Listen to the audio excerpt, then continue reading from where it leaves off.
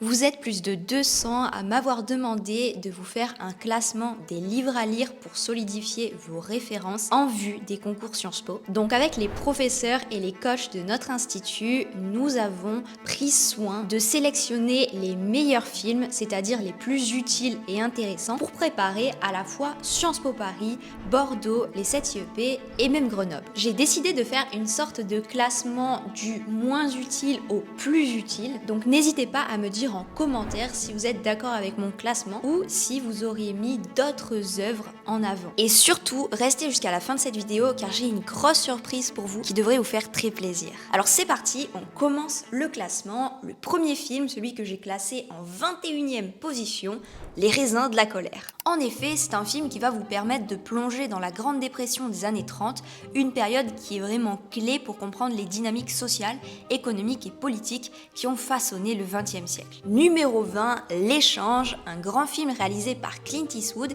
et pour lequel Angelina Jolie a remporté son Oscar. Il s'agit d'un film tiré d'une histoire vraie qui se déroule dans les années 20 à Los Angeles. Un enfant est kidnappé et sa mère, jouée par Angelina Jolie, va tout faire pour le retrouver, sauf que la police et les institutions sont contre elle. Ainsi, ce film va aborder des thèmes centraux comme le mépris pour les mères célibataires à cette époque, la corruption, l'abus de pouvoir et la quête de justice. En numéro 19, je voulais vous proposer Amadeus, un film sur Mozart, et plus précisément sur sa rivalité avec le jaloux Salieri. Et si je vous le conseille, c'est surtout pour traiter plusieurs thèmes artistiques. Numéro 18, The Truman Show, qui est un excellent film pour préparer les concours Sciences Po, mais aussi votre bac de philo, puisqu'il touche à de nombreux thèmes de votre programme. En effet, il interroge sur la réalité, la manipulation médiatique et la quête de vérité. Numéro 17, Le discours d'un roi. Ce film relate l'histoire du roi George VI, le père d'Élisabeth II. Je vous le conseille surtout pour son volet historique, mais aussi pour enrichir votre culture anglaise. À noter que c'est un film très centré sur le combat du roi contre son bégaiement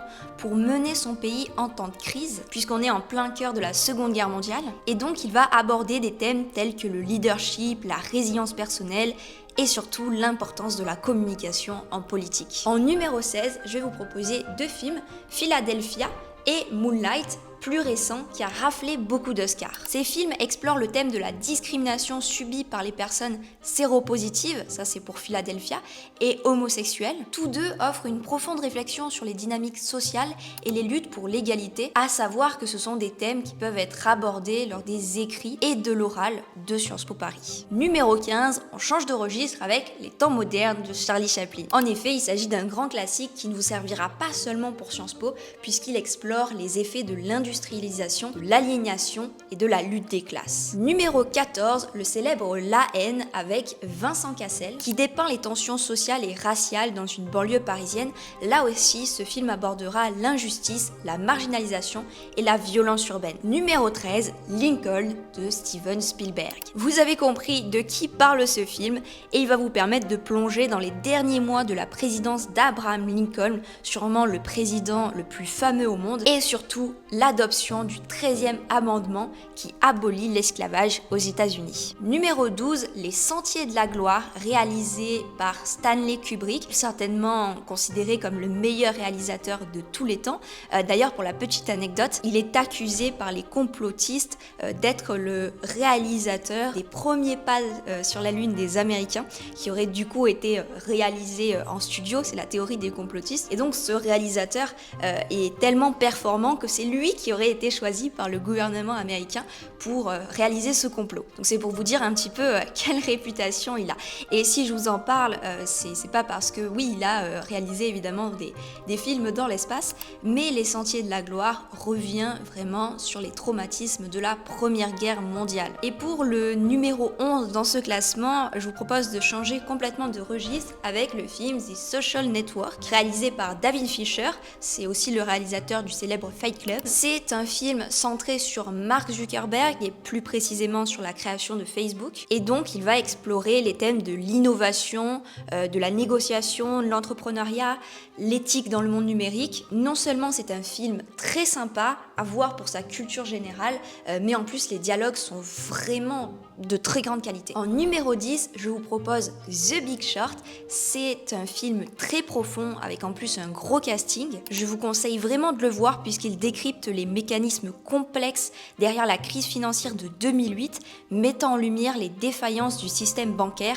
les enjeux économiques et les conséquences sociales de la spéculation financière. Numéro 9, J'accuse, qui revient sur l'affaire Dreyfus, une terrible erreur judiciaire qui est très emblématique du 19e siècle en France et qui va explorer des thèmes cruciaux tels que l'antisémitisme, la justice et le rôle des médias dans l'opinion publique. Alors peut-être que certains d'entre vous ont grincé des dents quand ils m'ont entendu prononcer ce titre, puisqu'il faut savoir qu'il a été réalisé par Roman Polanski, qui est accusé d'agression.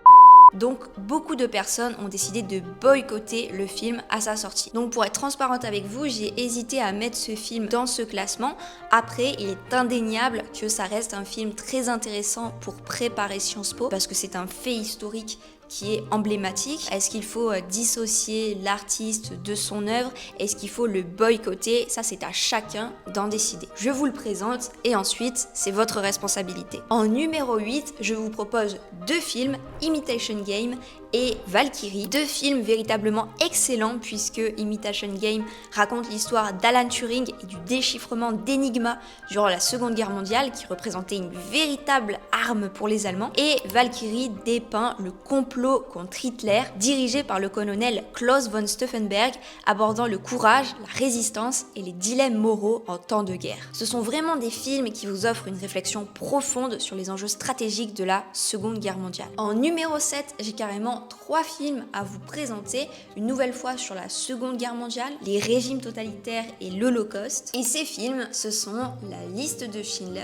et La Rafle. Ça, c'est pour l'Holocauste. Également, La Vague. Là, on est plus sur le mécanisme, l'explication de l'endoctrinement des régimes totalitaires. En numéro 6, je vous propose Apocalypse Now et Voyage au bout de l'enfer pour vous plonger dans la terrible guerre du Vietnam. En numéro 5, encore 2 films, je vous propose Lucie Aubrac et Inglourious Basterds de Quentin Tarantino. Donc c'est 2 films qui sont totalement aux antipodes, puisque le premier est inspiré d'une histoire vraie, tandis que le second, Inglourious Basterds, est totalement fictionnel. Il va pas falloir dire à l'oral de Sciences Po que vous connaissez bien la Seconde Guerre mondiale parce que vous avez vu Inglourious Basterds, ça va pas passer du tout.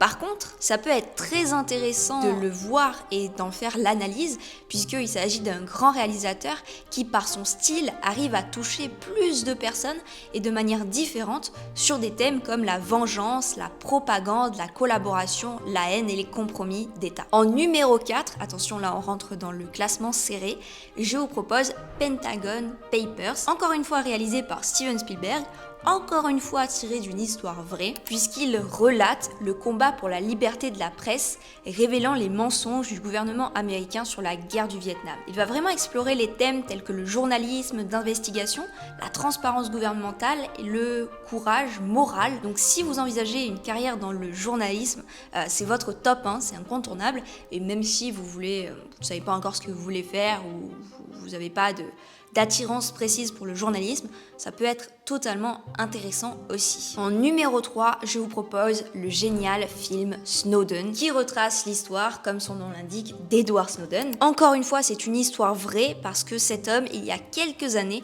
a révélé l'ampleur de la surveillance de masse menée par les agences de renseignement américaines, et donc le film explore les thèmes cruciaux tels que la vie privée, la sécurité nationale, l'éthique et les droits individuels. Et en plus, avec tout ce qui est intelligence artificielle, stockage des data, c'est un débat qui est encore plus d'actualité aujourd'hui, donc incontournable pour les concours. Et en parlant d'intelligence artificielle, eh bien en numéro 2, je vous propose Bienvenue à Gattaca. C'est un film qui est véritablement avant-gardiste puisqu'il va dépeindre un monde futuriste qui est entièrement dominé par les progrès scientifiques. Et dans cette histoire, on va suivre 2 frères, Un qui est un humain normal, mais qui a des rêves, et l'autre qui a été modifié génétiquement pour être un humain parfait, un 10 sur 10, parce que dans ce monde-là, ils ont des notes, et l'humanité se retrouve finalement scindée en deux, les humains normaux et ceux qui ont été génétiquement améliorés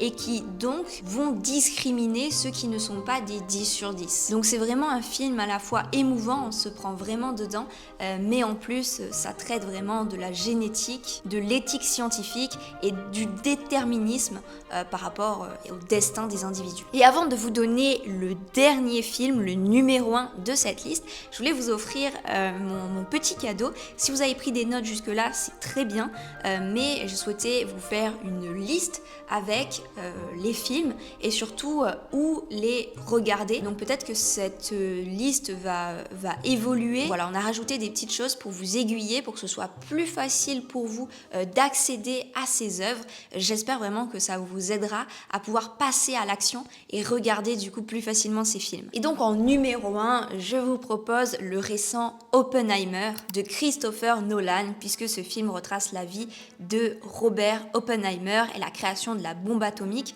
abordant des thèmes cruciaux comme l'éthique scientifique, les responsabilités morales et les conséquences géopolitiques de la technologie. Il va aussi explorer les dilemmes et les impacts de la recherche nucléaire, et ainsi vous développerez une compréhension des enjeux de la guerre, de la paix et de la politique internationale. À présent, je vous laisse télécharger le cadeau dans la description. Dites-moi en commentaire s'il y a des films que vous trouvez intéressants pour préparer Sciences Po, on n'aurait pas mis dans la liste parce que ça peut aider d'autres élèves. Et surtout, partagez cette vidéo à ceux qui ont envie de développer leur culture générale cet été. Likez-la aussi parce que ça demande beaucoup de travail, et donc quand c'est liké, ça nous encourage à en faire encore plus. Donc c'est du donnant-donnant parce que c'est vraiment dans votre intérêt qu'on fasse plus de vidéos de qualité. En tout cas, j'étais vraiment très heureuse de le faire parce que j'adore le cinéma et j'espère vraiment que ça vous aidera dans votre préparation.